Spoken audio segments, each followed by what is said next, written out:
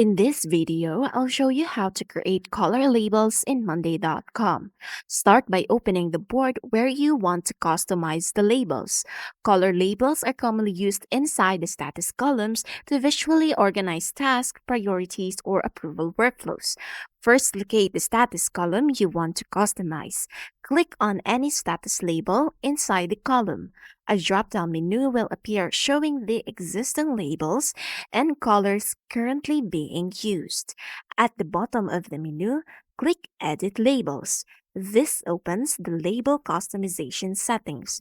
You can now rename existing labels or create new ones. For example, you might create labels for high priority, waiting for approval, in review, urgent, or completed. To change the label color, click the color indicator beside the label name. Choose the color you want to assign. Different colors help teams quickly identify task categories or project statuses visually. For example, red is often used for urgent work, and the shades of green for completed tasks, and shades of yellow for items waiting in approval. Once you finish customizing the labels, save the changes by clicking Apply.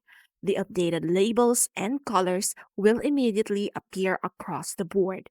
The updated labels and colors will immediately appear across the board.